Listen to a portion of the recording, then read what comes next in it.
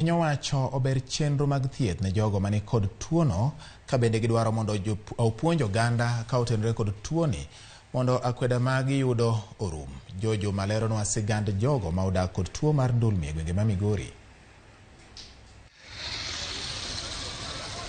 Tuo mar ndulme en tuono moganda maromo milion 70 e piny mangima koro dak godo. Because by either genetic disorders, or it can actually be acquired in the course of someone's life if they undergo traumatic situations, for instance an accident. Na experience gimoro ma kizungu luongo ni absence.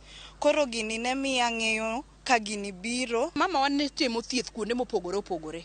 Ajuoga to nokodhiye. Koro samoro ka wan kata waluar kata wabedo gatax, pani samoro ka gikonyowa to gimbe gidhi mako tuoni. Lipot yango ni e piny Kenya kwan ji maromo milion 2 koro dak kod tuoni. Kabede kaunti ni ma Migori kwan ji maloyo 200 bedo dak kod tuo mar ndulme.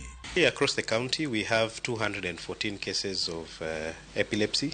These are patients who are actually seeking care in our various healthcare facilities. Kata bed ni tuo mar ndulme nyalo yudo ng'ata kata seche modongo osetude kod miriambo ma opogore ma oting'o mano ni nyalo loke ka kuom ng'ato ka itere kama chielo. It's brought about due to abnormality in transmission of signals within the brain, a medical condition, and we just want to dispel any myths that it is brought about by witchcraft. Kata na wuon noka winj maber gimatimani noka en gima understand maber. Valenta Dhiambo majegni 32 mawuok e gwego mag Kanga e subkondo Marongo e kaunti ni ma Migori en achiel kuom jogo eko ma odak kod tuoni mar ndulme. Mar ndulme nokonyuola godo en gima ochaka e wi dongo, ochaka ka higa 1.5. Nadhi e skul mana kaka nyithindo mamoko. Gik mang'eny mana neno kaka man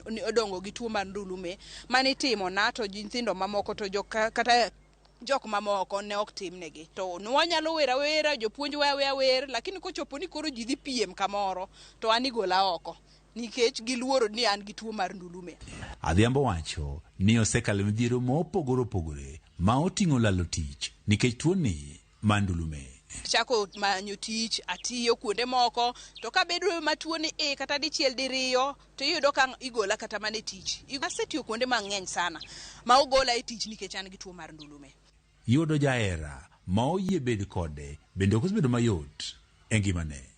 Koro kisenyise gima kamado to kinyise ni in gi tuo mar ndulme ni tibro neno ka ng'ato pache chako lokore. Wuoyi kobiro ira mano gimo kanyise. Koro chieng' moro notimore in one or two occasions nosetimore nani okanyiso ng'ato to chieng' moro kata ka wan kode to apoka tuo notima.